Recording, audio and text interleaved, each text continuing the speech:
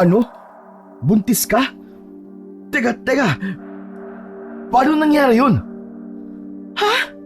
Talagang ganyan ang itatanong mo sa akin? Matapos na may mangyari sa atin ng ilang beses, Jano? Sorry. Ang ibig ko sabihin, bakit hindi ka nag-ingat para hindi ka nabuntis? Bakit kaya hindi mo pigilan ang sarili mo sa pangangalabit sa akin kapag ka magkasama tayo? Tapos, kapag hindi ka napagbigyan, magagalit ka. Pero, bata pa tayo, Yoli. Parehas lang tayong 25. Parehas tayong walang maayos sa trabaho. Anong gagawin natin? Bubuhayin ko ang batang ito. At kailangan mo akong panagutan, Jano. Tayong dalawa ang gumawa nito.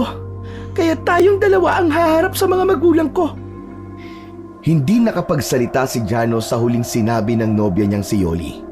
Nasa isang motel room sila ng gabing yon.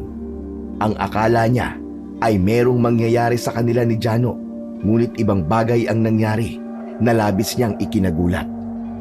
Ang totoo, wala sa plano ni Jano ang buntisin si Yoli. Wala pa sa plano niya ang matali sa isang panghabang buhay na responsibilidad. Umiyak si Yoli sa pananahimik ni Jano.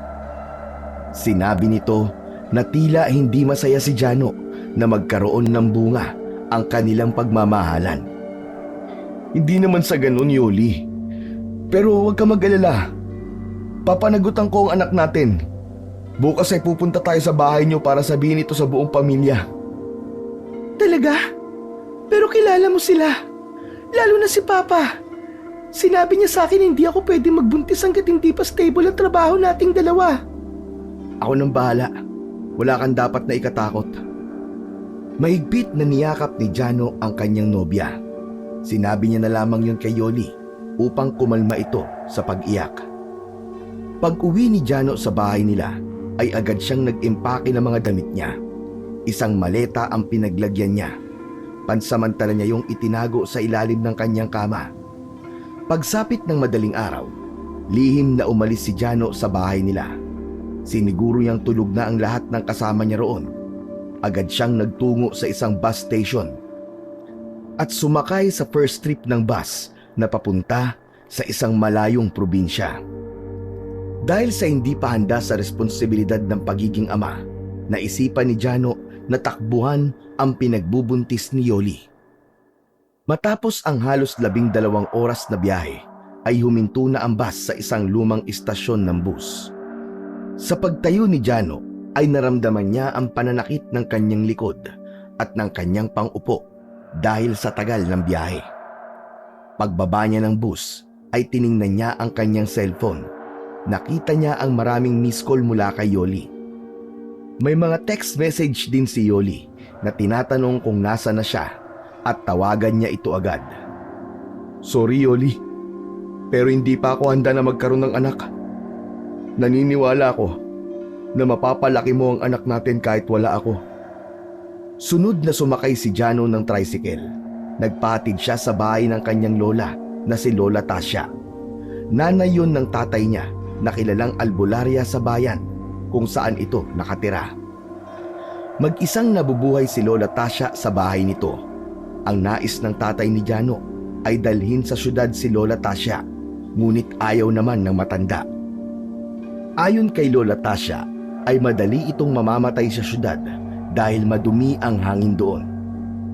Halos 1 oras pa ang biniyahe ni Jano bago siya nakarating sa barangay kung saan nakatira si Lola Tasha.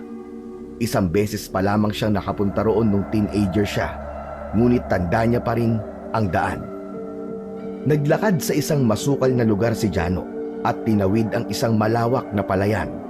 Dumaan siya sa mga kabahayan hanggang sa huminto siya sa isang bahay na gawa sa hollow blocks ang dingding at yero ang bubong. Nakatayo ang bahay sa malawak na bakuran na maraming halaman at puno sa paligid. Sumilip si Jano sa nakabukas na pinto ng bahay. Hindi niya nakita ang kanyang lola. Tao po! Tao po! Lola Tasha? Nandyan po ba kayo? Si Jano po ito! Muntik nang mapamura si Jano sa gulat nang isang itim na kambing ang sumugod sa kanya. Galing yun sa nakabukas na pinto sa likod ng bahay. Napaatras siya dahil ang akala niya ay susuwagin siya ng kambing gamit ang sungay nito. Pero inamoy-amoy lang ng kambing ang binti niya. Pambihira. Nagulat ako ron ah. Kailan pa nagkaroon ng alagang kambing si Lola? Sino ka? Anong kailangan mo sa akin?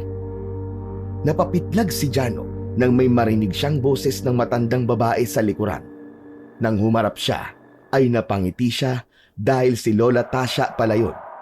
Maliit lang ang lola niya, may tamang pangangatawan at ang buhok nito na puro puti na ay umaabot na sa bewang nito.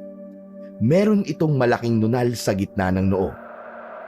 Lumapit si Jano sa matanda at mahigpit nitong niyakap. Lola Tasha! Namiss po kita!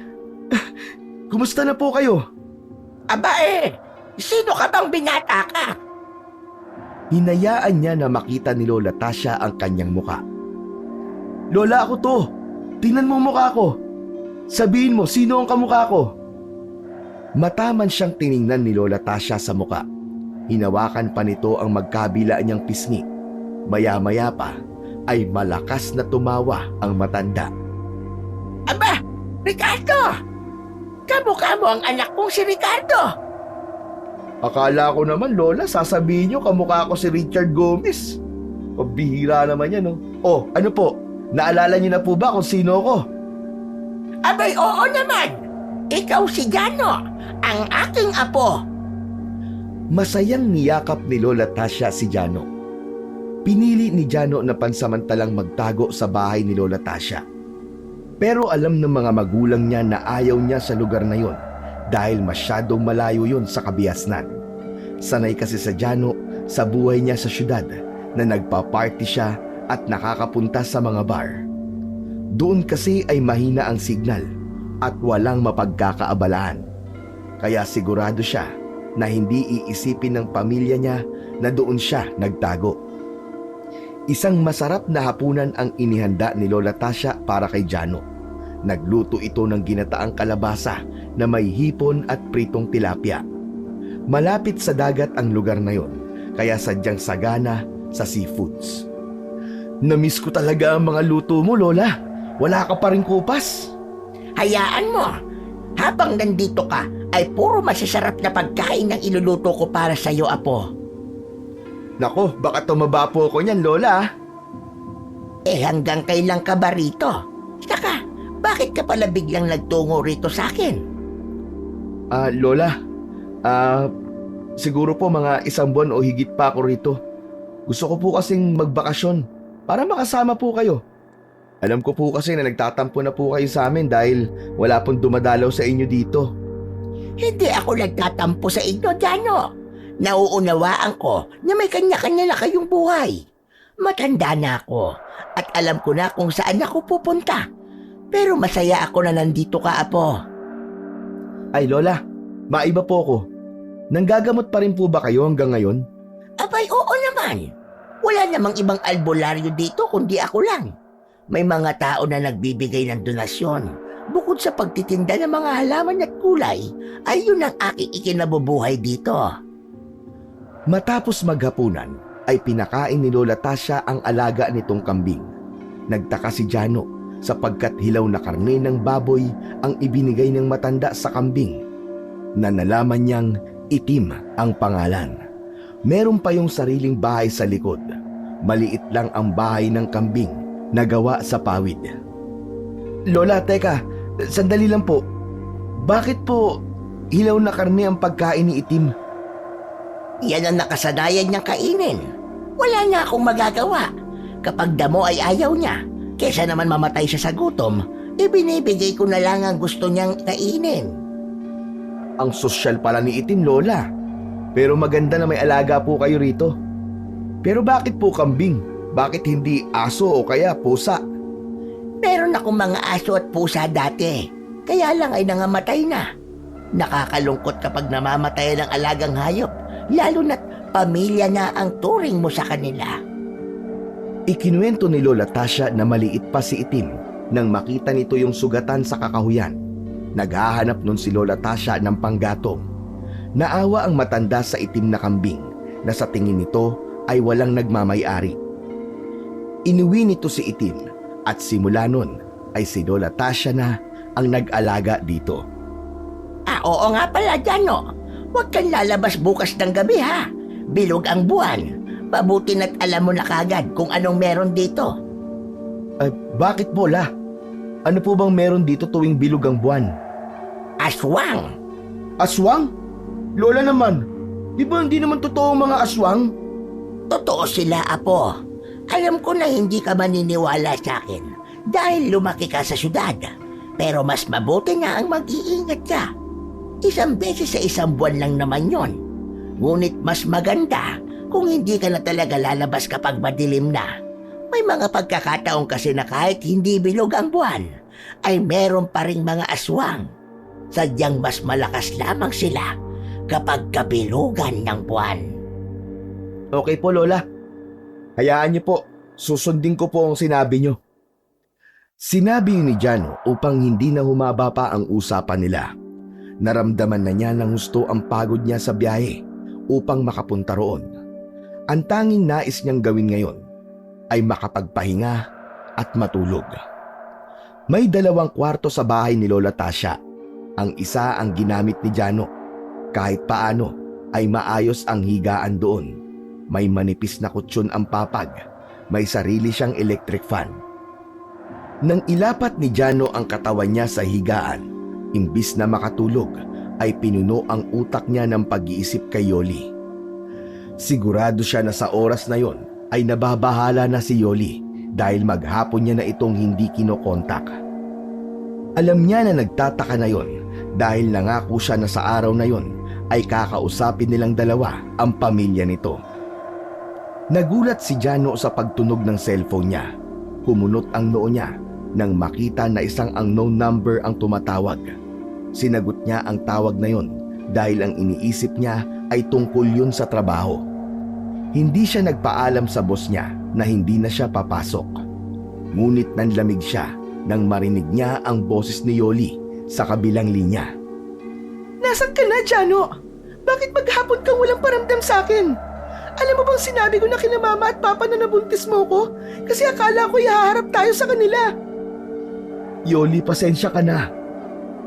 Anong ibig mong sabihin? Bakit humihingi ka ng pasensya? Yoli, hindi kita kayang panagutan. Hindi ko kayang panagutan ang anak natin. Huwag mo na akong hanapin. Alam kong kaya mong palakihin na maayos ang bata. Walang yaka! Binuntis-buntis mo ko tapos tatakbuhan mo ko? Anong klaseng lalaki ka? Naiintindihan ko ang galit mo sa akin, Yoli. Pero ayokong pumasok sa isang responsibilidad na hindi pa ako handa. Hayop ka! Kung alam ko lang na ganyan ka, hindi na sana ako pumayag na paulit-ulit na ibigay sa iyo ang pagkababae ko. Pikit matang tinapos ni Jano ang tawag ni Yoli. Mabilis niyang inalis ang SIM card ng cellphone niya at tinapon yun. Sa tingin niya ay nasabi na niya kay Yoli ang dapat nitong malaman. Napagtanto niya na mas mabuting nalaman na ni Yoli na wala siyang planong panagutan ito upang hindi na yon umasa. Kinabukasan ay nagtungo si Jano sa bayan upang bumili ng bagong SIM card. Alam niya na hindi titigil si Yoli sa pangungulit sa kanya, kaya mas minabuti na lamang niyang tuluyang putulin ang komunikasyon nilang dalawa. Hindi rin niya alam kung hanggang kailan siya sa Lola Tasha niya. Ang alam niya lang ay nasa tamang lugar siya kung saan walang makakaalam kung nasaan siya. Nang bumalik si Jano sa bahay ni Lola Tasha, ay nagulat siya nang sumalubong sa kanya si Itim. Nakatingin yun sa kanya na para bang isa yung totoong tao. Alam niya na hayop lamang yun, pero sa pagkakataon na yun ay may kakaiba siyang naramdaman sa paraan ng tingin ni Itim sa kanya. Sinundan pa siya ng tingin ng kambing hanggang sa makapasok siya sa kwarto niya. Bakit kaya ganun yung kambing ni Lola? Parang may kakaiba sa kanya. Hinaplos ni Jano ang magkabila niyang braso dahil biglang nagtaasan ang balahibo niya roon. Akala mo ay isang normal na alaga sa loob ng bahay si Itim, kagaya ng aso at pusa. Malaya itong nakakalabas at pasok. Madalas din itong haplusin ni Lola Tasha. Malambing ang kambing sa matanda at kahit paano ay natuwa si Jano na merong pinagkakaabalahan ang kanyang lola. Talagang ang swerte pala ni Itim sa'yo, Lola Tasha. Biruin mo, inaalagaan mo siya na parang aso. Kahit yung iba, ginagawang kaldereta ang kambing eh. Bahagyang natawa si Lola Tasha. Hindi ko naisip na gawing pagkain si Itim kahit kailan. Iba ang naramdaman ko sa kanya nang makita ko siya. At isa pa, sa tingin ko ay pinoprotektahan niya ako. Pinoprotektahan mula saan, Lola? Kanino? Sa lahat ng masama sa paligid. Kahit nga yata sa aswang na gumagala rito tuwing gabi. Kahit isang beses, walang aswang na nagtangkang atakihin ako rito sa bahay ko simula nang alagaan ko si Itim. Siguro po, talagang itinadhana na magtagpo kayo ni Itim. Pero bakit po ganun siya kung kumilos? Para po siyang hindi kambing eh. Madalas pa siyang nakatingin sa akin. Dahil hindi ko siya pinalaki bilang isang kambing, ang turing ko sa kanya ay parang apo ko na kagaya mo, Jano. Napatango na lamang si Jano sa mga sinabi ni Lola Tasha. Sinulyapan niya si Itim na nasa isang sulok at tila pinapanood ang pagkain nila ng tanghalian. Muli siyang nakaramdam ng kakaibang kilabot nang tingnan niya ang kambing. Kinagabihan, hindi magawang makatulog ni Jano. Malapit ng mag-alauna ng madaling araw. Maalinsangan ang pakiramdam niya kahit naligo siya bago matulog. Nakatodo ang lakas ng electric fan at nakatutok yon sa kanya. Hindi siya nakatiis. Tumayo siya at binuksan niya ang bintana upang pumasok ang malamig na hangin mula sa labas. Nang humiga siya ay walang nagbago sa pakiramdam niya. Pambihira. Ay, bakit ba ang init-init ngayon? Kagabi hindi naman eh. Hanggang sa naisipan ni Jano na lumabas upang doon magpahangin at magpalipas ng oras. Tahimik siyang lumabas ng bahay.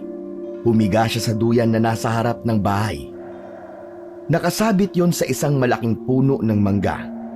Sa pamamagitan ng cellphone ay inilawan niya ang sarili. Kahit paano ay mas presko roon kumpara sa kwarto niya. Nagulat si Jano nang makarinig siya ng pag-alulong ng aso sa hindi kalayuan. Nung una ay hindi niya yun pinansin. Nang mapatingin siya sa kalangitan ay napansin niya ang bilog na buwan. Bumalik sa alaala niya ang sinabi ni Lola Tasha na huwag siyang lalabas tuwing gabi, lalo na kung ang buwan ay bilog. Yun ay dahil meron daw gumagalang aswang sa bayan na yon. Dahil sa pagkainip ay naisip ni Jano na maglakad-lakad. Nais niyang mapatunayan kung totoo bang merong aswang sa lugar na yon. Matapang siyang gawin yon at dahil mas lamang ang hindi niya paniniwala sa mga ganoong klaseng nilalang. Inisip ni Jano na tulog na si Lola Tasha ng mga ganoong oras, kaya malakas ang loob niya na suwayin ang bilin nito. Mag-isang naglakad-lakad si Jano. Panay ang tingin niya sa paligid. Napahinto siya nang marating niya ang parte ng lugar na halos wala ng kabahayan. Puro kasukalan at mga bakanting lupa ang nakita niya. Babalik na sana siya nang may narinig siyang kaluskos sa kasukalan. May tao ba dyan? Matapang na tinanong ni Jano, ngunit wala siyang nakuhang sagot. Ipinagkibit balikat na lang niya yon at nagdesisyon na umuwi na. Ngunit nakakailang hakbang pa lamang siya ay may narinig naman siyang yabag ng paa sa kanyang likuran. Labis ang takot na lumukob kay Jano nang isang malahalimaw na nilalang ang nakita niyang papalapit. Mabalasik ang mukha nun, ang buhok ay magulo at ang mga mata ay namumula at nanlilisik. Meron yung mahahabang kuko na itim ang kulay na parang kayang-kayang pumunit ng laman ng isang tao. Isang malakas na sigaw ang kumawala sa lalamunan ni Jano. Mabilis siyang tumakbo palayo sa nilalang, ngunit hinabol siya nun. Muling nagulat si Jano nang mula sa kung saan ay may isang binatilyo ang sumulpot. Meron itong panyo sa ulo na parang sa matatandang albularyo. May dala din itong mahabang bagay na hindi niya alam kung ano ang tawag. Matapang na hinarap ng binatilyo ang nakakatakot na nilalang. Napahinto si Jano upang tingnan kung ano ang gagawin ng binatilyo. Sige, subukan mong lumapit. Hindi ka sasantuin ng buntot ng pagi ko. Galit na umangil ang nilalang nang ihampas ng binatilyo ang hawak nito sa lupa. Tila nais sumugod ng nilalang, pero tila takot din ito sa hawak ng binatilyo. Walang nagawa ang nilalang kundi ang mabilis na umalis. Naglaho yun sa madilim na kasukalan at kahit malayo na yun ay dinig pa nila ang pag-angil nun. Nilapitan naman ni Jano ang binatilyo upang magpasalamat. Boy, salamat ha. Kung hindi ka dumating baka kung ano na ang ginawa sa akin nung adik na yun. Anong adik? Hindi adik yung kuya. Aswang na lakad yun. Matagal na siyang nanggugulo rito. Dayo ka siguro rito kaya hindi mo alam ano. Ano? Iyon ba ang aswang? Eh sasabi ko lang di ba? Oo nga, aswang yun kuya. Aswang. Akala ko talaga hindi totoo ang aswang. Pero sa nakita ko kanina, naniniwala na ako. Teka, ano pala yung hawak mo? Parang natakot yung aswang dahil dyan eh. Ah, ito ba? Buntot to ng pagi kuya.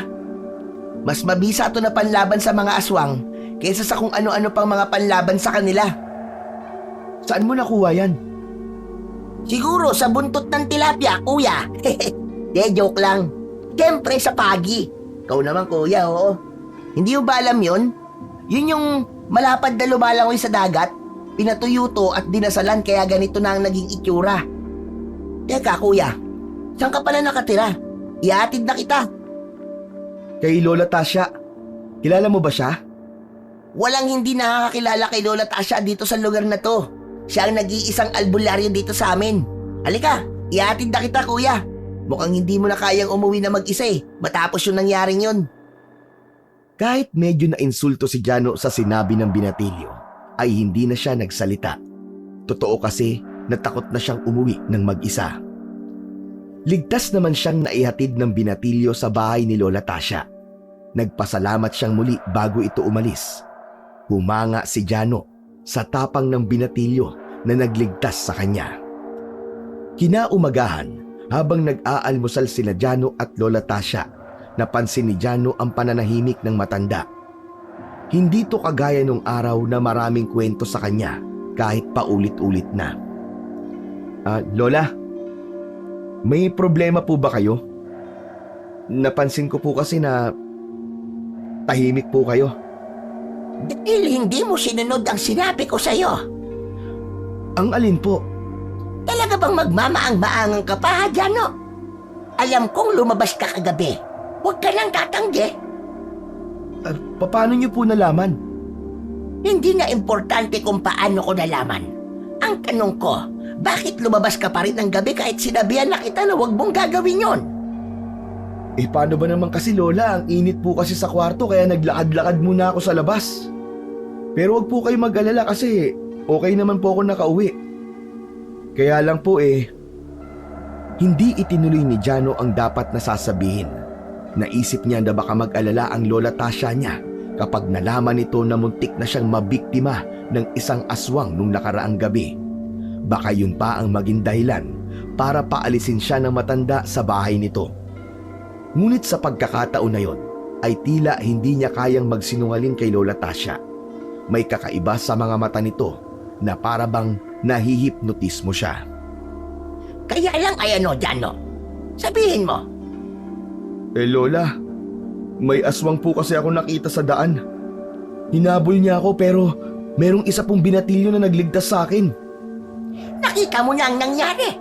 Yan ang dahilan kung bakit hindi ako pumapayag na lalabas ka lang madilim.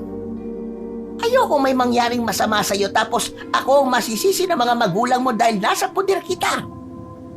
Sorry na po talaga, Lola. Hayaan niyo po at hindi na po ako lalabas ng bahay tuwing gabi. Susundin ko na po ang mga sinasabi niyo sa akin, promise po. Mabuti kung ganon. Na lahat ng ayoko ay ang matigas ang ulo. Kung hindi mo kayang sumunod sa mga sinasabi ko sa'yo, Mas mabuti pa na umalis ka na lang para parehas tayong walang problema. Pasensya na po talaga, Lola. Hindi na po mauulit. Tahimik na tinapos ni Jano ang pagkain ng almusal. Nahiya siya kay Lola Tasha. Doon niya napagtanto na para sa kaligtasan niya ang pagbabawal nitong lumabas siya ng gabi. Lalo na at napatunayan niya na totoong may aswang na gumagala sa lugar na yon tuwing gabi. Habang nakaupo si Jano sa may sala at nagse-cellphone ay nakita niya na nakatingin si Itim sa kanya. Titig na titig yun sa kanya na para bang may kung anong dasal yung sinasabi sa kanya. Naramdaman niya ang kilabot na palaging lumulukob sa kanya sa tuwing nakatingin ang kambing. Hoy kambing! Anong tinitingin-tingin mo dyan ha? Umalis ka nga dito! Doon ka sa bahay mo! Nakaka-bad trip na to! Bad trip ka na ha? Alam mo ba yon? Hindi gumalaw si Itim na natili yung nakatingin kay Jano. Teka, sandali lang. Bakit ba kita kinakausap? Hindi mo naman maiintindihan ang mga sinasabi ko. Hindi na komportable si Jano na naroon si Itim, kaya naisipan niyang lumabas na lang. Maaga pa kaya hindi magagalit ang Lola Tasha niya. Naiinip na siya, kaya mas minabuti niyang mamasyal. Sa pamamasyal niya ay isang pamilyar na mukha ang nakasalubong niya. Napangiti siya nang makita ang binatilyo na nagligtas sa kanya nung nakaraang gabi. May dala itong basket na hindi niya alam kung ano ang laman. Oy boy! Kumusta ka na?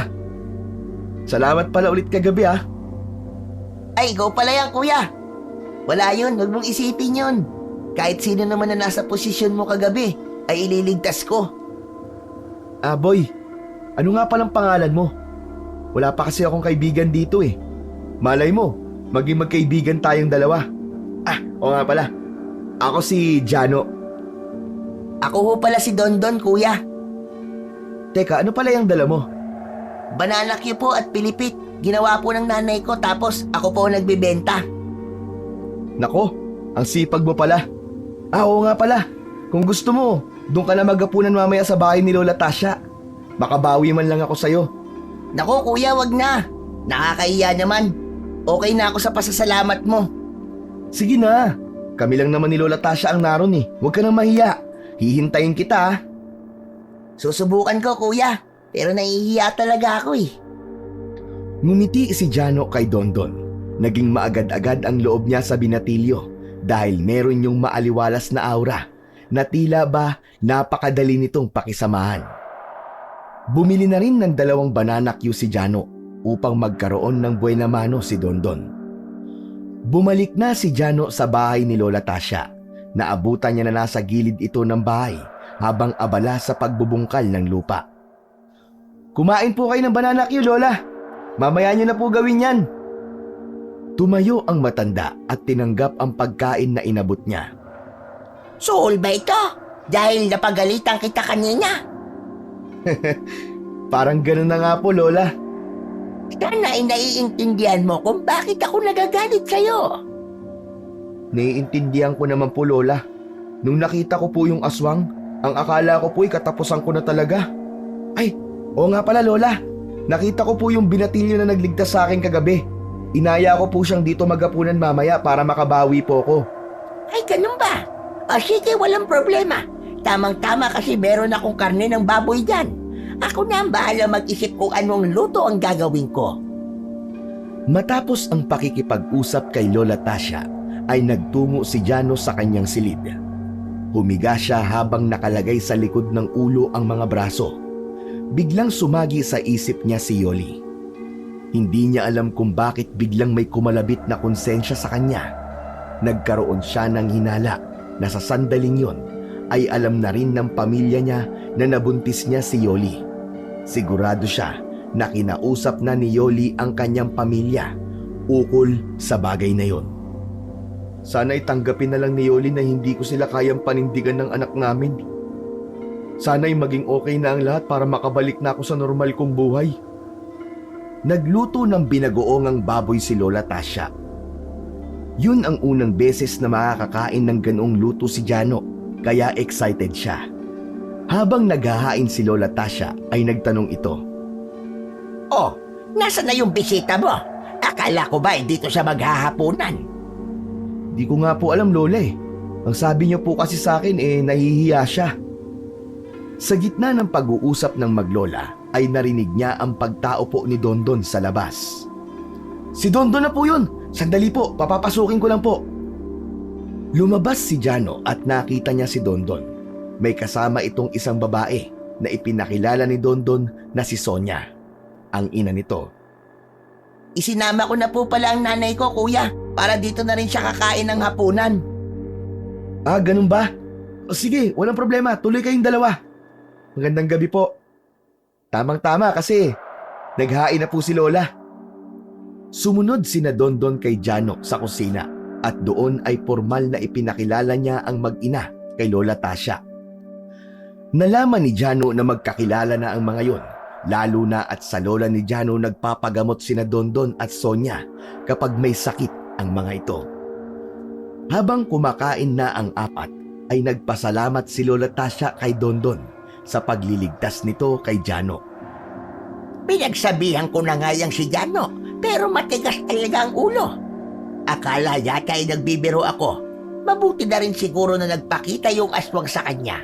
Ngayon, alam niya na hindi ako gumagawa ng kwento. Totoong may aswang dito, Kuya Jano. Matagal na namin problema yan dito. Sinabi mo pa. Pero, nga ako sa tapang mo, iho, Dondon.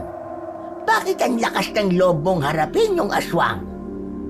Gusto ko po kasing maging isang manunugis ng aswang, Lola Tasha.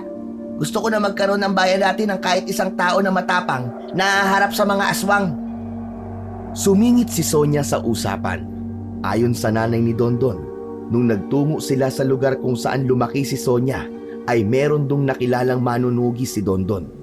Masyadong namangha si Dondon sa ginagawa ng manunugis na yon, kaya ginusto na rin ito na maging kagaya ng taong yon. Ang manunugis na yon ang nagbigay ng buntot ng pagi kay Dondon. Maganda ang hangarin mo sa bayan natin, pero hindi ba masyado kang bata? Ang dapat sa'yo ay nag-aaral pa. Mapanganib ang maging isang manunugis. Kalahati ng katawan mo ang nasa hukay. Tapos naman na po ako ng high school, Lola Tasha. Hindi na ako kayang pag-aralin ni nanay ng koleyo, kaya tumutulong muna ako sa pagbibenta niya ng merienda. Pero kapag nag-18 na po ako, maghahanap na po ako ng trabaho sa bayan. Pipilitin ko pong pagsabay ng pagtatrabaho at pagtatanggol sa lugar natin laban sa mga aswang. Habang nakikinig si Jano sa mga sinabi ni Dondon, ay hindi niya naiwasan ang mangliit. Napakatapang ni Dondon kahit mas bata yon sa kanya. Samantalang si Jano ay isang duwag na hindi kayang harapin ang isang bagay na dapat ay panindigan niya. Naging masaya ang hapunan na yon. Inihatid ni Jano sina Dondon at Sonia sa labas ng bahay. Maraming salamat po sa hapunan, kuya. Sobrang nabusog po kami ni nanay. May pabaon pa po si Lola Tasha. Naku, wala yun. Natuwa lang ako sa'yo kasi sobrang tapang mo. Ganon talaga dapat, kuya. Dapat ay maging matapang tayo sa lahat ng bagay. Sige, kuya. Mauna na kami ni nanay, ha. Salamat ulit. Mag-iingat kayo, ha. Matapos magpaalam sa isa't isa, ay bumalik na si Jano sa loob ng bahay. Tinulungan niya si Lola Tasha sa pagliligpit ng pinagkainan. Masyadong matapang ang batang yon. Pero karamihan sa matatapang at maraming pinaglalaban ay napapahamak. Yan nga rin po ang naisip ko, Lola. Pero sana po'y maging ligtas palagi si Dondon. Sana ay matupad niya ang pangarap niyang maging isang manunugis. Mabilis na lumipas ang isang buwan. Hindi na malaya ni Jano na ganoon na siya katagal na nakatira sa bahay ng kanyang Lola Tasha. Unti-unti na siyang nasanay sa simpleng buhay niya sa probinsya. Kung minsan ay tumutulong siya sa Lola Tasha niya sa pag-aalaga ng mga tanim nito. Ang hindi niya lang talaga kinasanayan ay ang presensya ni Itim. Sa tuwing alam niya na nasa malapit ang kambing, ay may kakaiba pa rin siyang nararamdaman. Isang madaling araw, habang mahimbing na natutulog si Jano, ay bigla siyang naalimpungatan. Narinig niya ang pag-ingit ng pinto ng kwarto niya at mula sa dilim ay nakita niya ang marahang pagbukas ng pinto. Kumunot ang noo niya dahil sa pagtataka. Lola Tasha, ikaw ba yan? May kailangan po ba kayo? Walang nakuwang sagot si Jano. Patuloy ang pagbukas ng pinto. Kinapa niya ang cellphone niya na nasa tabi niya. Nang makuha niya yon, ay binuksan niya ang flashlight. Itinapat niya ang ilaw nun sa pinto at natigilan siya nang makita niya si Itim. Nakatayo ang kambing gamit ang dalawa nitong paa sa likuran. Akala mo ay isa yung tao na nakatayo at nakatingin sa kanya. Nakadagdag sa nakakatakot na itsura ni Itim, ang mga mata nitong tila umiilaw sa dilim. Paulit-ulit na tinawag ni Jano si Lola Tasha. Hindi niya magawang makagalaw nang dahil sa labis na takot. Biglang naglakad ng normal si Itim at naglakad paalis ng kanyang kwarto. Maya-maya pa ay dumating na si Lola Tasha. Ito ang nagbukas ng ilaw sa kanyang kwarto. Itang gigising ka. May problema ba? Lola!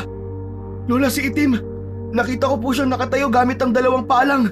Para po siyang tao. Pambihira. Ikaw ba'y nananaginip, Apo? Walang kakayahan ng kambing na gawin ang sinasabi mo. Oo, at nakakatayo sila. Pero gamit ang 4 na paa nila. Sigurado po ako sa nakita ko, Lola. Nagsasabi po ako ng totoo. Nananaginip ka lang. O baka namamalikmata ka. Sige, matulog ka na ulit. Masyado pang maaga. Marami pa akong gagawin sa umaga. Hindi na ipinilit pa ni Jano ang nakita niya. Naramdaman niya na hindi maniniwala ang lola niya kahit anong paliwanag pa ang gawin niya. Nang bumalik si Lola Tasha sa kwarto nito, ay nagmamadaling isinarado ni Jano ang pinto. Siniguro niyang nakalak yun bago siya humiga. Nagkaroon siya ng takot na baka buksan ulit yun ni Itim at magpakita ulit ang kambing sa kanya habang nakatayo gamit ang dalawang paa lamang. Labis na nagbigay ng takot kay Jano ang pangyayaring yun. Sa pagkakataong yun ay nagkaroon na siya ng hinala na merong kakaiba sa alagang kambing ni Lola Tasha. Alam niya na hindi dapat ipagsawalang bahala ang kakaibang nararamdaman niya kay Itim. Simula nun ay naging mapagbatsyag na si Jano sa alagang kambing ng lola niya. Pasimple niya yung tinitingnan. Naghahanap siya ng kakaiba sa kambing. Nakasanayan na rin ni Jano ang matulog sa tanghali dahil wala siyang pinagkakaabalahan kapag ganong oras. Hapon na siya nagigising at madalas ay nagluluto na rin ang lola niya. Isang hapon, nang magising si Jano ay nakaramdam siya ng gutom. Nagtungo siya sa kusina, ngunit hindi niya nakita roon si Lola Tasha gaya ng kanyang nakasanayan. Aalis na sana siya sa kusina nang maulinagan niya ang boses ng lola niya na nagmumula sa likod ng bahay. Lihim niyang pinakinggan ang sinasabi ni Lola Tasha. Nagpapakita ka pa ba ng kakaiba sa apo ko, ha, Itim? Mabuti kung ganon. Ayokong matakot si Jano sa'yo. Hindi niya dapat malaman kung ano ka talaga dahil malaki ang tsansang manganib ang ating sikreto. Oo. O ayan. Ayaw mo nandito ang apo ko. Aba, hindi ko siya pwedeng paalisin, Itim. Kadugo ko si Jano. Huwag kang mag-alala dahil hindi natin siya magiging problema. Labis na nagtaka si Jano sa mga sinabi ni Lola Tasha. Hindi niya maintindihan kung bakit ganon makipag-usap ang lola niya sa alaga nitong kambing. Tahimik siyang lumabas ng bahay. Pakiramdam niya ay kailangan niyang maglakad-lakad upang maalis sa utak niya ang narinig niya. Napakaraming katanungan ang sabay-sabay na nabuo sa isip ni Jano. Sa paglalakad niya ay nakasalubong niya si Dondon na may dalang bigas na nasa plastik. Dondon, may gagawin ka ba? Kailangan ko kasi na makakausap eh. Iuwi ko lang tong bigas kay nanay, kuya. Kung gusto mo, sumama ka na. Tapos sa tabing dagat tayo mag-usap. Mukhang may problema kay. Halata sa mukha mo. Hindi ko masabing problema. Pero pakiramdam ko, masisiraan ako ng bait kapag wala ako na pagsabihan. Ikaw lang kasi ang kilala ko rito bukod kay Lola Tasha eh. Sumama si Jano kay Dondon sa bahay nito. Nang maibigay nito ang bigas kay Sonia, ay naglakad na ang dalawa patungo sa tabi ng dagat. Umupo sila sa isang nakatumbang katawan ng puno ng nyug. Nakaharap sila sa dagat na may katamtamang lakas ng alon. Ano pala yung sasabihin mo sa akin, kuya? Tungkol sa alagang kambing ni Lola. Alam ko na pagtatawanan mo ako pero may kakaiba ako nararamdaman sa kambing na yon. Hindi lang pala ikaw ang nakakaramdam ng ganyan, kuya. Bakit? Ikaw rin ba? Marahang tumango si Dondon. Ayon sa binatilyo, sa tuwing napapadaan ito sa bahay ni Lola Tasha ay palagi nitong nakikita yung kambing na nasa bungad ng pintuan. Sinusundan ng tingin ni Itim si Dondon. Palagi raw may kilabot na nararamdaman si Dondon sa tuwing nakikita si Itim.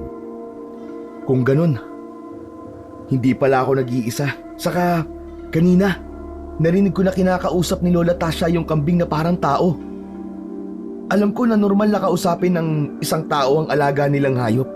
Pero yung mga sinasabi ni Lola kay Itim, ang hindi normal. Dahil sa pareha sila ni Dondon ng nararamdaman kay Itim, ay hindi na nagkaroon ng alinlangan si Jano na sabihin kay Dondon ang lahat. Maging ang mga sinabi ni Lola Tasha sa kambing ay ipinaalam na rin niya. Kuya, hindi kaya lamang lupa si Itim na nagpapanggap na kambing? Anong klase namang lamang lupa? May lamang lupa ba na kayang mag-anyong hayop? Hindi ko alam, kuya. Pero sa dami ng kababalaghan dito sa mundo, hindi malabong may ganong lamang lupa na kaya mag-anyong hayop. Kahit nga aswang, kayang maging aso o kung anong hayop eh. Sandaling natigilan si Jano sa sinabi ni Dondon. Bigla siyang kinabahan sa kanyang naisip. Dondon, hindi kaya isang aswang ang kambing na alaga ni Lola Tasha? Oo nga no. Posible yun. Posible yung sinabi mo, kuya. Pero kung aswang si Itim, bakit siya inaalagaan ng lola mo? May hinala ako na may ginagawang kung anong salamangka ang kambing na yon kay Lola Tasha. Malakas din ang pakiramdam ko na hindi alam ni Lola na aswang o kung anong nilalang si Itim.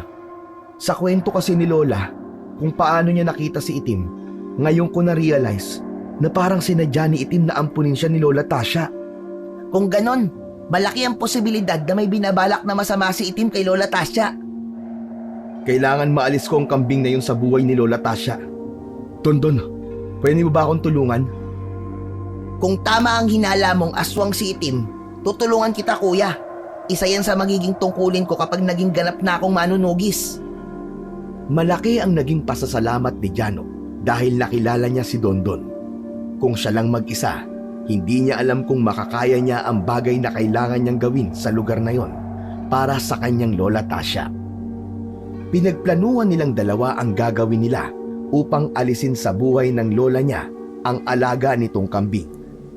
Halos si Dondon ang nagbigay ng mga suwestyon na sinang-ayunan ni Jano. Napagkasunduan nila na gawin ang plano pagsapit ng gabi sa araw na yon. Ngunit isang bagay ang naalala ni Dondon. Bilog pala ang buwan mamayang gabi. Malakas ang mga aswang. Hindi kaya mahirapan tayo? Malaki ang tiwala ko sa iyo, Dondon. Alam ko na kahit paano ay may alam ka kung paano lumaban sa mga aswang, kagaya nung ginawa mo nung iniligtas mo ko. Huwag kang mag-alala, kasi nasa likod mo lang ako. Sige, sige. Tsaka isa pa, hindi natin to dapat patagalin. Tama ka. Hindi natin alam kung kailan may gagawing masama si Itim kay Lola Tasha kung totoo mang aswang siya. Nang umuwi si Jano sa bahay ng lola niya, ay sumalubong si Itim sa kanya.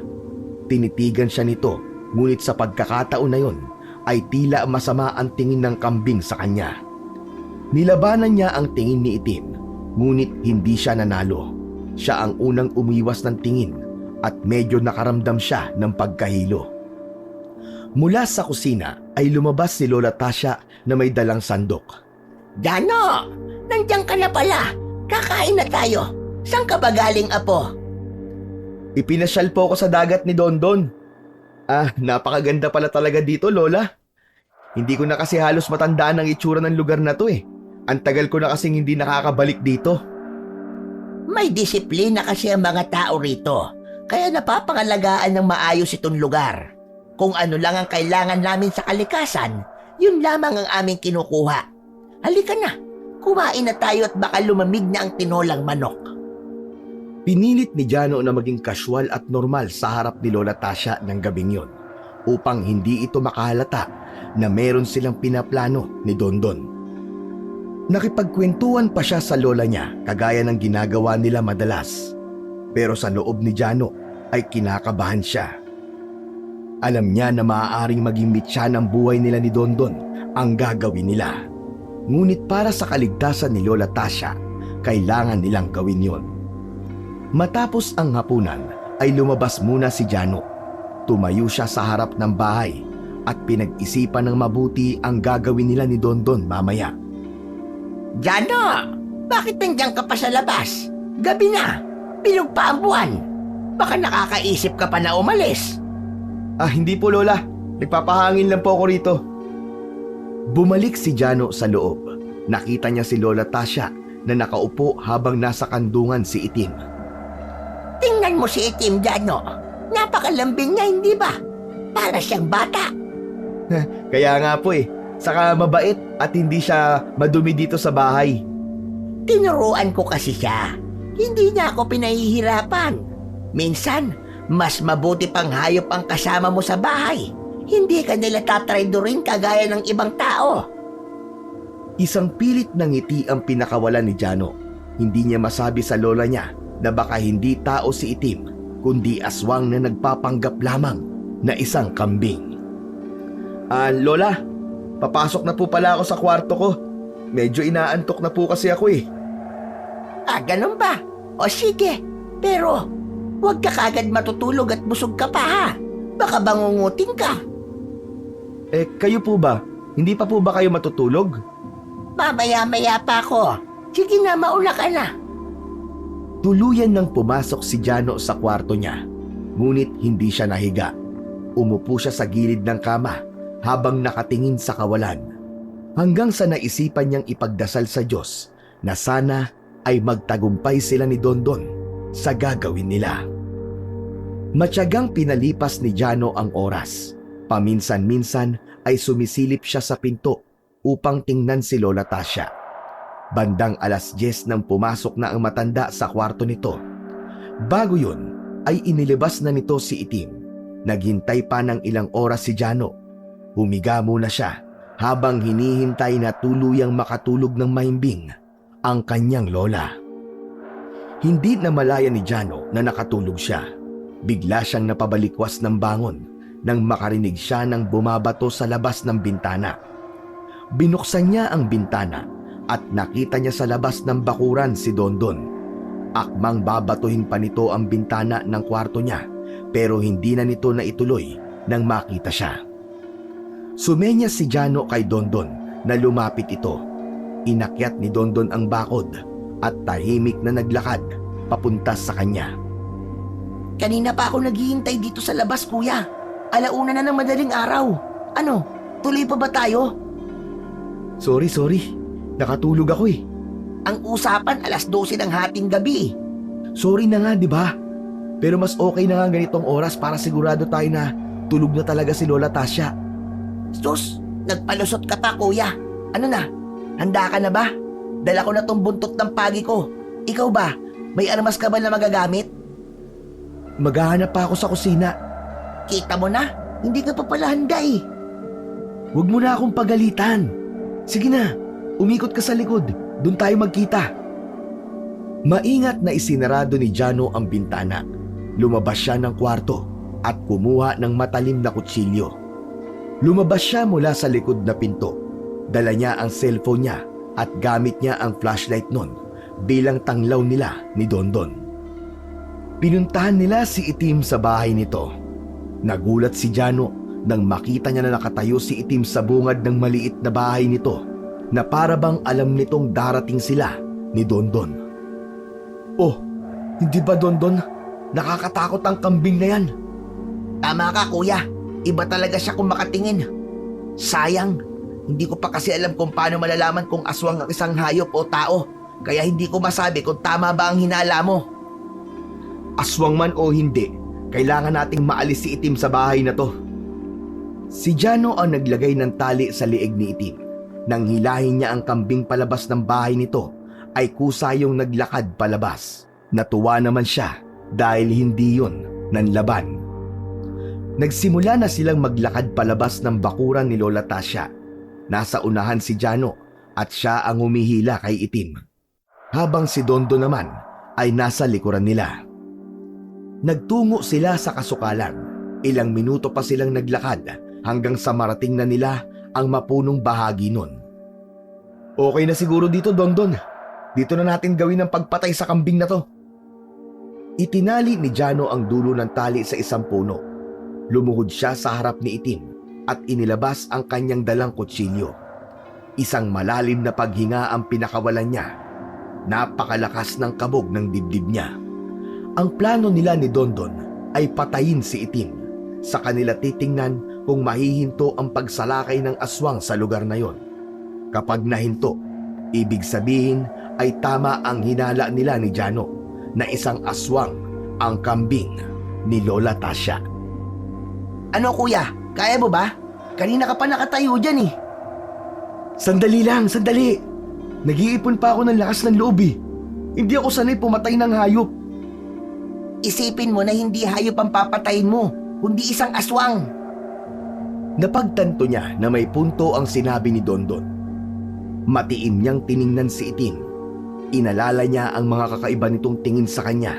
Sinariwa niya sa utak niya yung tagpo na nakita niyang tumayo ang kambing gamit ang dalawa nitong paa. Ilang beses pang huminga ng malalim si Jano. Dalawang kamay na niya ang may hawak sa kutsilyo. Itinaas niya yon at hindi niya inalis ang tingin niya sa noo ng kambing dahil doon niya yon balak saksakin. Nakatingin si Itim sa kanya na para bang hinahamon pa siya nito na ituloy niya ang balak niya rito. Kung kailan nagkaroon na ng lakas ng loob si Jano na patayin ang kambing, ay saka sila nakarinig ni Dondon ng pag-angil na parang nagmumula sa isang mabangis na hayop. Natigilan sila at luminga sa paligid. Ano yun, Dondon? Mukhang aswang yun kuya. Nasa paligid lang natin siya kaya humanda ka. Kinalimutan muna ni Jano ang pagkitil sa buhay ni Itim. Mas inuna niyang isipin ang kaligtasan nila. Malikot ang mga mata niya. Bawat sulok, kahit madilim, ay pilit niyang inaaninag. Kuya, nandun siya! Itinuro ni Dondon ang itaas ng puno. Agad na tumingala si Jano at tinanglawan niya yon ng flashlight ng cellphone niya. Nagulantang siya nang makita niya ang aswang na nakaupo sa sanga ng puno. Hingal na hingal yun. Hindi niya alam kung pagod yun o galit na galit. Biglang tumalon ang aswang. Nakatulala si Jano at hindi siya makagalaw. Kung hindi pa siya tinulak ni Dondon, ay sa kanya mismo babagsak ang aswang. Si Dondon ang hinarap ng aswang. Sumugod yun sa kaibigan niya. Gumulong pakaliwa si Dondon nang talunan ito ng aswang. Mabilis naman na tumayo si Dondon at hinataw nito ang aswang gamit ang kanyang buntot ng pagi. Nadaplisan ng dulo ng buntot ng pagi ang aswang sa braso. Kahit napakaliit lamang ng sugat na nilikha nun, ay napakalakas na ng sigaw ng aswang dahil sa sobrang sakit. Kuya, patayin mo na ang kambing! Ako na ang bahala dito! Natauhan si Jano sa sigaw ni Dondon. Pakiramdam niya ay nagising siya mula sa pagkakatulog. Yumuko siya upang hanapin ang kutsilyong nabitawan niya nang itulak siya ni Dondon. Nang makita niya yon at takmang kukunin na niya, ay may malaking paa ang tumapak sa kamay niya. Sa pagtingala niya ay sumalubong sa kanya ang muka ng aswang. May tumutulong malapot na laway mula sa bibig nito. Malakas siyang hinila ni Dondon. Pareha silang natumba sa lupa. Tinulungan siyang tumayo ni Dondon at saka sila tumakbo palabas ng kasukalan. Ilang beses na nahiwa ang binti ni Jano sa matutulis na tuyong sanga sa daan, ngunit hindi niya yon pinansin. Ramdam niya na nakasunod sa kanila ang aswang. Nang makalabas sila ng kasukalan ay nagsimulang sumigaw si Dondon. Mga kapitbahay! Mga kapitbahay, tulungan nyo kami! May aswang! Nandito ang aswang! Tulungan nyo kami, mga kapitbahay! Paulit-ulit yung isinigaw ni Dondon. hanggang sa isa-isang lumabas ang mga kalalakihan sa kani-kanilang bahay. Halos lahat ay may dalang itak. Huminto na sila ni Dondon nang isang lalaki ang sumalubong sa kanila. May dalang itak ang naturang lalaki. Kapwa habol nila ang paghinga. Tinanong ng lalaki kung nasaan ang aswang at sinabi nila na nasa likuran nila. Pero hindi na nakita pa ng taong bayan ang sinasabing aswang na umatake kina Jano sa kasukalan. Ano pala si Itim? Hindi pa natin siya napapatay. Ayoko nang bumalik dun sa kasukalan. Baka nandun pa yung aswang eh. Tama ka. Bukas ng umaga na lang natin balikan yung kambing na yon. Tara na, iatid na kita sa bahay niyo, kuya. Habang naglalakad sila Dondon papunta sa bahay ni Lola Tasha, ay kinabahan si Jano. Naisip niya na baka nagising ang lola niya dahil sa pagkakagulo sa labas. May posibilidad na alam na nito na lumabas siya ng gabi. Nangako pa naman siya kay Lola Tasha na hindi na siya lalabas pa kahit kailan. May panghihinayang ding naramdaman si Jano dahil hindi niya napatay si Itim. Hindi sila nagtagumpay ni Dondon sa plano nila para sa gabing yon. Pagdating nila sa bahay ni Lola Tasha ay nag-request si Dondon na baka pwedeng makainom ito. Pinapasok ni Jano si Dondon. Habang kumukuha ng tubig si Jano sa kusina ay napansin niya na bahagyang nakabukas ang pinto ng kwarto ni Lola Tasha. Bigla siyang kinabahan. Dahan-dahan siyang lumapit sa pinto ng kwartong yon. Nang sumilip siya ay nagtaka siya nang hindi niya makita ron si Lola Tasha. Dondon, si Lola, wala sa kwarto niya. Ano? Saan naman yun pupunta? Hindi ko alam. Tulungan mo ako, hanapin natin siya. Sige, tara. Akmang lalabas na sana sila Jano at Dondon nang matigilan sila. Paano ay nakita nila si Lola Tasha na papalapit na sa kanila. Karga ng matanda si Itim. Lola, saan po kayo galing ni Itim? Nagising ako sa ingay ng mga tao sa labas. Nang tingnan ko si Itim sa bahay niya, ay wala siya kaya hinanap ko siya. Alam niyo ba kung saan ko siya nakita? Saan po? Sa kakahuyan. Nakatali siya sa isang puno. Aba, sino naman po magdadala ron kay Itim? Hindi ko nga rin alam eh. Pero sa sandaling malaman ko kung sino, nako, maghahalo ang balat sa tinalupan. Humanda talaga sila sa akin. Dondon, anong ginagawa mo rito? Madaling araw na. Lola, napalabas lang din po ako dahil sa sigawan ng mga tao. Tapos nagkasalubong po kami ni Kuya Jano dito sa labas. Nakiinom lang po ako ng tubig pero uuwi na rin po ako sa amin. Tama, umuwi ka na at baka nag-aalala lang nanay mo sa iyo. At ikaw, Jano, matulog ka na. Tanghali na nang magising si Jano. Napakasakit ng ulo niya dahil pakiramdam niya ay kulang pa ang itinulog niya. Sabay silang nagtanghalian ni Lola Tasha, ngunit wala na naman itong imik. Bahagya siyang kinabahan dahil baka alam na nito na sila ni Dondon ang naglagay kay Itim sa kakahuyan. Baka hindi lang sinasabi ni Lola Tasha na meron itong nalalaman. Matapos mananghalian ay nagtungo si Jano sa bahay ni na Dondon. Inaya niya ang kaibigan niya na magtungo sa tabing dagat. Yun lang kasi ang lugar na komportable silang mag-usap dahil alam nila na walang ibang makakarinig sa kanila. Sa tingin mo ba, kuya? Alam ni Lola Tasha na tayong dalawa nagdala kay Itim sa kasukalan? Ewan ko, Dondon. Hindi ako sigurado. Pero pakiramdam ko, may alam siya eh. Hindi niya ako kinakausap eh. Ano na pala ang susunod nating gagawin, kuya? May isa pang aswang na umatake sa ating kagabi. Ibig sabihin, kung aswang si Itim, dalawa ang aswang dito. Diyan na nga rin ako medyo naguluhan eh. Napapaisip ako na baka mali lang ako ng hinala sa kambing ni Lola eh. Kung hindi man aswang si Itim, may kakaiba pa rin sa kanya. Hindi siya normal na kambing. Sa ngayon, pag-iisipan ko muna kung anong gagawin ko, Dondon. Saka, nahihiya na ako sa'yo. Nadadamay ka pa sa mga plano ko. Ano ka ba, kuya? Hindi ba't pangarap kong maging isang manunugis?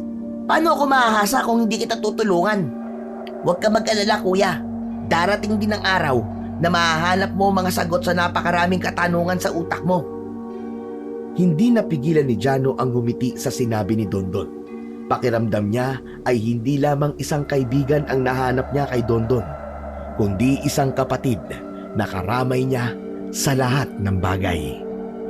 Sa bawat araw na lumilipas, napansin ni Jano ang panlalamig ni Lola Tasha sa kanya. Mas madalas pa nitong kausapin si Itim kaysa sa kanya. Kaya lalong lumakas ang hinala niya na alam na ng matanda na sila ni Dondon ang nagdala kay Itim sa kasukalan. Marahil ay pinili na lamang ni Lola Tasha na manahimik at parusahan siya sa pamamagitan ng hindi nito pakikipag-usap sa kanya. Bukod pa ron, labis na naaalarma ang mga tao dahil sa halos gabi-gabi ay umaatake ang aswang. Tuwing umaga, nakakakita na lang sila ng mga patay na hayop kagaya ng baboy at mga manok na pinatay sa napakabrutal na paraan. Grabe ang mga pangyayari dito, Dondon. Nakakatakot na. Pakiramdam ko, tao na ang susunod na makikita natin patay kinaumagahan eh. Kahit ako kuya natatakot na rin. Alam ko sa sarili ko na hindi pa ako biyasang manunugis. Marami pa akong kakaining bigas. Nahihirapan ako maging mahusay, lalo na at walang gumagabay sa akin. Basta, huwag kang sumuko hanggang sa maging isa kang mahusay na manunugis. Hindi lang dito sa lugar nyo, kundi maging sa ibang lugar din. Salamat kuya. Yan talaga ang gusto kong mangyari sa sarili ko eh. Natahimik si Jano. Hindi niya alam kung bakit biglang pumasok sa isip niya si Yoli. Mahigit 1 buwan na siyang hindi nagpapakita sa nobya niya. Natanong niya sa sarili niya kung huminto na ba si Yoli sa paghahanap sa kanya. At tinanggap na lang ang pagtalikod niya sa obligasyon niya rito. Kung may choice lang sana ako, aalis ako rito eh. Kaya lang, hindi ko pwedeng iwanan si Lola Tasha hanggat hindi ko nasisiguro na ligtas siya rito. Isa pa, hindi pa ako pwedeng bumalik sa amin. Bakit hindi ka pwedeng bumalik sa inyo kuya? Teka, wag mo sabihin na kriminal ka. Tulak ka ba ng droga? O baka may pinatay kang tao? Grabe ka pala man, Judge. Pambira naman tong batang to. Wala sa mga nabanggit mong ginawa ko. Ang totoo niyan, may tinakasan akong babae na nabuntis ko eh.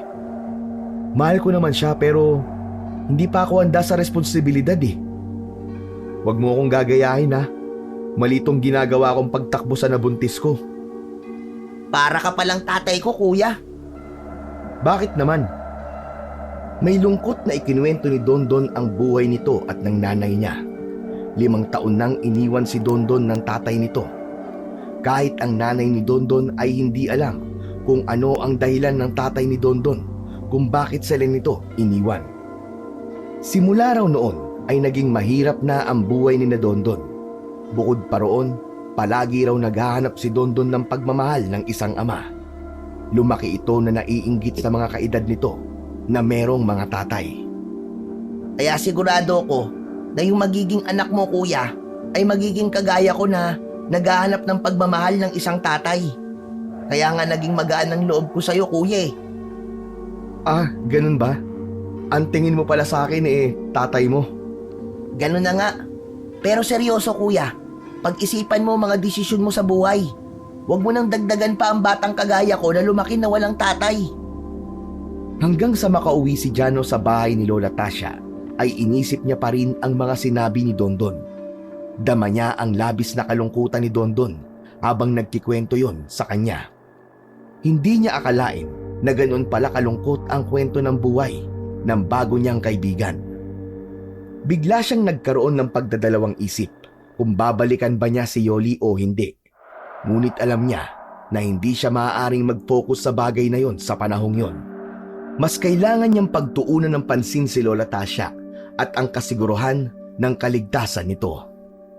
Sa maikling panahon na muli niyang nakasama ang lola niya, ay mas lalo siyang napalapit dito.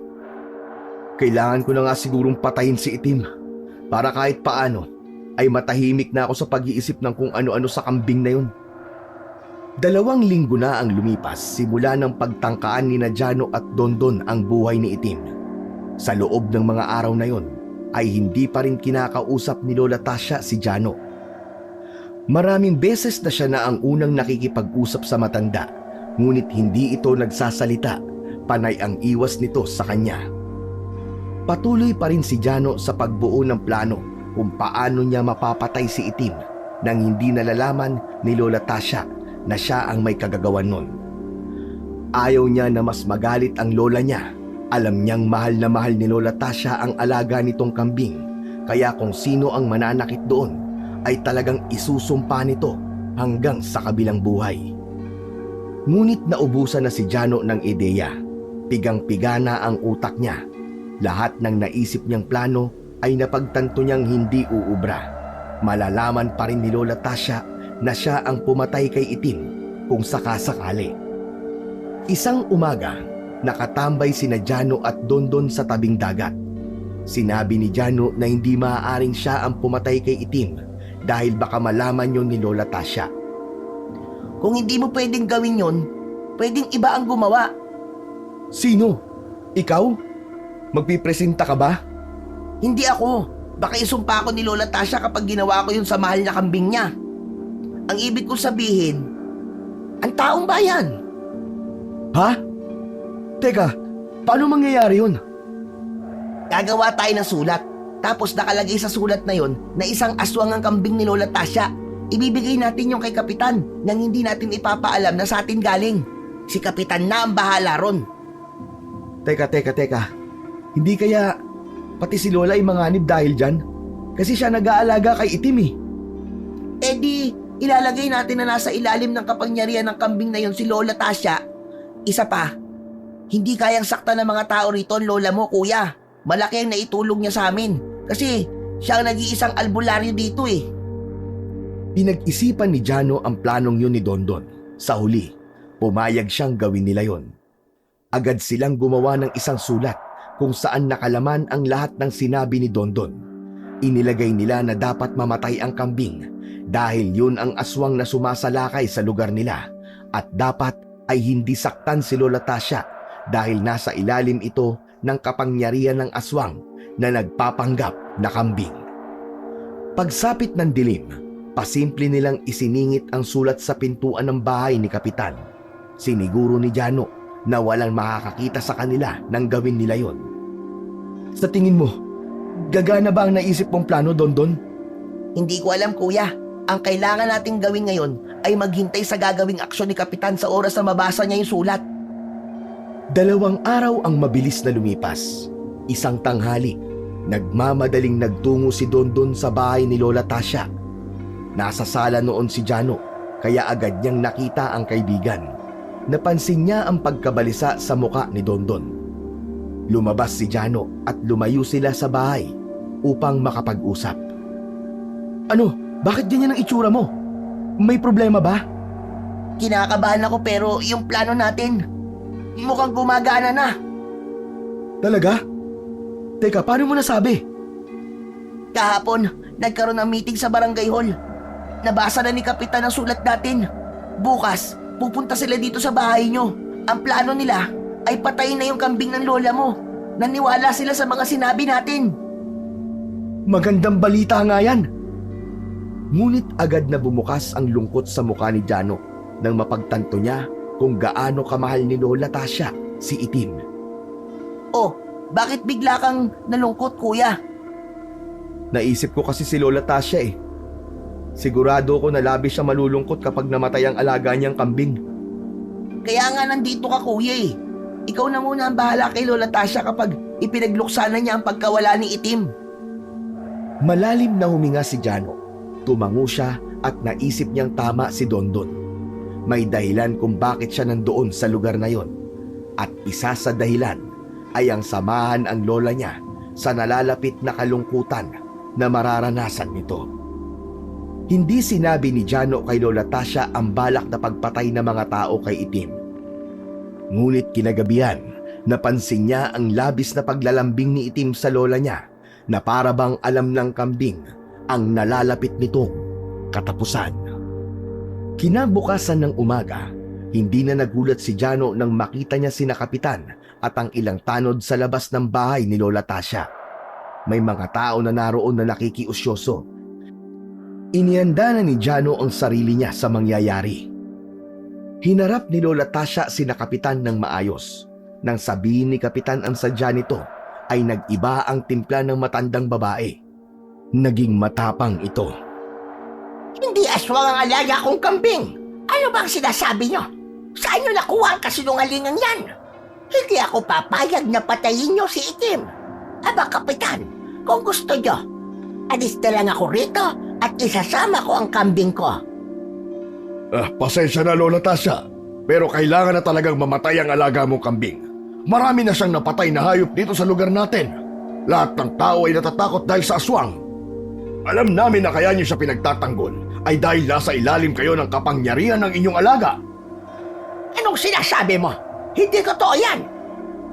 Iginiit ni Lola Tasha na hindi aswang si Itim.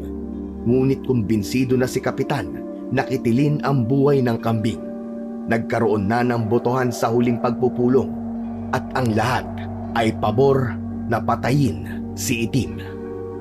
Hindi basta lang hayop ang papatayin nyo, Kapitan. Pamilya ang turing ko kay Itim.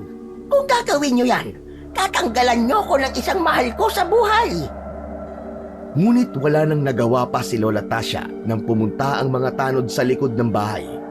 Pipigilan pa sana ng lola ni Jano ang mga tanod, ngunit pinigilan si Lola Tasha ng 2 tanod. Nang makita ni Jano na nasasaktan ang lola niya sa pagkakahawak ng mga tanod, ay may inis siyang naramdaman. Teka! Bitiwan niyo ang lola ko! Ako nang bahala sa kanya! Ako nang bahala! Mahigpit na niyakap ni Jano ang umiiyak na si Lola Tasha. Apo, pigilan mo sila. Hindi pwedeng mawala si Itim sa buhay ko. Hindi ko kaya. Pigilan mo sila, Apo ko. Wala na tayong magagawa, Lola. Nakapagdesisyon na po sila. Habang pinipigilan ni Jano si Lola Tasha na puntahan si Itim, ay narinig nila ang malakas na pagsigaw ng kambing na agad ding naputol. Pumalahaw ng iyak si Lola Tasha at nang makawala ito sa yakap ni Jano, ay agad itong tumakbo sa likod ng bahay. Mabilis na sinundan ni Jano si Lola Tasha. Doon ay nakita nila ang walang buhay na kambing. Meron itong malalim na hiwa sa liig. Umiiyak na dinaluhan at niyakap ni Lola Tasha si Itim. Pasensya ka na Lola Tasha. Kailangan naming gawin yan para sa ikatatahimik ng ating bayan. Matagal na tayong natatakot dahil sa aswang. Ngayon wala na ang kambing mo. Wala nang katatakutan ng mga tao dito sa ating lugar. Isipin niyo na lamang na nagsakripisyo kayo para sa aming lahat. Marahang tumingin si Lola Tasha kay Kapitan. Bumakas ang takot sa mukha ni Kapitan sa sobrang talim ng tingin ni Lola Tasha. Kahit si Jano ay may kilabot na naramdaman, noon lamang niya nakita na ganoon kagalit ang kanyang lola. Gaano kayo kasigurado na napatay nyo na ang aswang na namemerwisyo sa lugar na ito? Tingnan na lang po natin ang mga susunod na mangyayari. Pasensya na talaga Lola Tasha. Aalis na po kami. Ilang minuto na ang nakakalipas simula nang umalis sina Kapitan. Ngunit yakap pa rin ni Lola Tasha ang walang buhay na kambing. May awang humaplos sa puso ni Jano para sa lola niya. Maya-maya pa ay kumuha ng pala si Lola Tasha at nagsimula na itong maghukay ng paglilibingan ni Itim. Lumapit si Jano sa matanda. Tutulungan na kita, Lola. Hindi ko kailangan ng tulong mo. Wala kang kwenta. Wala kang ginawa upang pigilan sila. Wala po akong kakayahang gawin yun. Marami po sila, Lola. Umalis ka na, Jano. Ang akala mo ba hindi ko alam kung bakit ka lang dito? Alam kong may nabuntis kang babae na pinagtataguan mo. Magpakalalaki ka at palagutan mo ang anak mo. Huwag kang parang tuwag na nagtatago sa palda ko. Natigilan at nanlamig si Jano sa sinabi ni Lola Tasha. Teka, paano niyo po nalaman? Narinig kitang may kausap sa telepono mo dati. Nanahimik lang ako dahil ayokong palayasin ka rito. Pero ngayon, mas gusto ko na mapag-isa. Gusto kong mapag-isa. Mas kailangan niyo po ako ngayon, Lola. Si Itim ang kailangan ko! Siya lang ang kailangan ko! Pero Lola, pwede niyo pa naman po napalitan si Itim ng ibang hayop. Malakas na ibinagsak ni Lola Tasha ang pala at humarap sa kanya. Mahigpit nitong hinawakan ang magkabila niyang braso habang matiim na nakatingin sa mga mata niya. Nangilid ang luha sa mata ng matanda. Hindi mo naiintindihan, Jano. Mas makabubuting umalis ka na rito sa bahay ko. Hindi ka naligtas dito. Pero patay na po si Itim. Kanino po ako dapat matakot? Sa akin, Jano. Sa akin! Ha? Teka po. Hindi ko po maintindihan eh. Jano, Apo. Isa akong aswang. Ako ang aswang na kinatatakutan ng mga tao rito. Siya ang pumipigil sa akin para maging aswang gabi-gabi. Hindi ko alam kung anong dinalang si Itim, pero malaking bagay ang nagagawa niya sa akin. Tuwing bilog ang buwan, dun lamang niya hindi kayang pigilan ang pagiging aswang ko. Pero ngayon wala na si Itim. Wala na akong magagawa, kundi maging aswang gabi-gabi, Jano. Nagbibiro lang kayo, di ba? Nagbibiro lang kayo, Lola. Kung aswang ka, bakit hindi aswang si nanay? O kaya ay ako at ang mga kapatid ko? Dahil ako ang huling lahi ng aswang sa ating angkan. Pinutol na yun sa akin. Kaya mas mabuting umalis ka na dahil mamayang gabi wala nang pipigil sa akin para maging aswang. Hindi ko alam kung kaya kong pigilan ang sarili ko na patayin ka. Ipinagpatuloy ni Lola Tasha ang paghuhukay habang si Jano ay nakatulala at hindi makapaniwala sa naging pag-amin ng kanyang lola. Kung totoo ang sinabi nito, ibig sabihin ay isang napakalaking pagkakamali na pinatay ang alagang kambing ni Lola Tasha. Kinagabihan, hindi magawang makatulog ni Jano. Palakad-lakad siya at hindi mapakali sa isang pwesto. Nangangamba siya na baka totoo ang sinabi ni Lola Tasha na isa tong aswang. Siniguro ni Jano na nakalak ang pinto ng kwarto niya at ganun din ang bintana. Bandang 1:00 ng madaling araw nang marinig niya ang pagsigaw ni Lola Tasha mula sa kwarto nito. Sa uri ng sigaw ng matanda ay parang nakakaranas yun ng labis na sakit. Labis na nag-alala si Jano sa kung anong nangyayari sa lola niya, kaya napatakbo siya sa kwarto nito. Binuksan niya ang pinto ng kwarto at nagulantang siya nang maabutan niya ang pagbabagong anyo ni Lola Tasha. Unti-unting naging aswang ang lola niya at doon ay napatunayan niya na nagsasabi ng totoo ang kanyang lola. Ganun pa man, nanaig kay Jano ang pagmamahal niya kay Lola Tasha. Akmang lalapitan niya ito, ngunit pinigilan siya nito. Huwag kang lalapit, Apo ko! Huwag kang lalapit sa akin! Tumakbo ka na, Jano! Lumayo ka sa akin! Ayokong saktan ka! Pero Lola, hindi kita pwedeng pabayaan. Hindi pwede. Isang mas malakas na sigaw ang kumawala sa lalamunan ni Lola Tasha nang ganap na itong maging aswang. Mabilis itong tumalon sa bintana.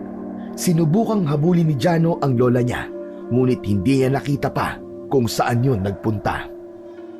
Hinintay ni Jano ang pagbalik ni Lola Tasha. Inabot na siya ng umaga sa paghihintay, ngunit hindi pa rin yun bumalik. Hanggang sa ang isang araw ay umabot na ng 1 linggo. Labis na ang pag-aalala ni Jano para sa kanyang Lola Tasha. 1 linggo na palang hindi umuuwi si Lola Tasha, no? Ano na kaya ang nangyari sa kanya? Kahit ako hindi ko rin alam, Dondon. Siguro, mas pinili niyang lumayo dahil sobra siyang nasaktan sa pagkamatay ni Itim. Hindi sinabi ni Jano kay Dondon na isang aswang si Lola Tasha. Nais niyang protektahan pa rin ang reputasyon ng lola niya sa lugar na yon. Matapos ang pagkawala ni Lola Tasha ay nagdesisyon si Jano na balikan si Yoli. Humingi siya ng tawad at sinabi niya na handa na siyang panagutan ang anak nila. Malaki ang naging impluwensya ni Dondon para mapagtanto ni Jano ang mga bagay na yon. Isang taon matapos manganak ni Yoli ay nagpakasal na sila. Bumukod sila ng bahay at nagtrabaho ng maayos si Jano upang maibigay ang pangangailangan ng kanyang mag-iina. Sinubukang hanapin ng pamilya ni Jano si Lola Tasha, ngunit nabigo sila. Hindi na sinabi pa ni Jano sa pamilya niya ang totoong pagkatao ni Lola Tasha. Nais niya na maalala ng mga ito si Lola Tasha bilang isang mabait at mapagmahal na lola. Walang gabi na hindi nagdadasal si Jano na sana ay ligtas si Lola Tasha kung nasaan man ito ngayon. At kung sakaling bumalik ito, ay mahigpit niya itong yayakapin. Ipaparamdam niya na sa kabila ng madilim nitong pagkatao, ay hindi pa rin nun mababago na siya pa rin si Lola Tasha, ang pinakamamahal niyang lola.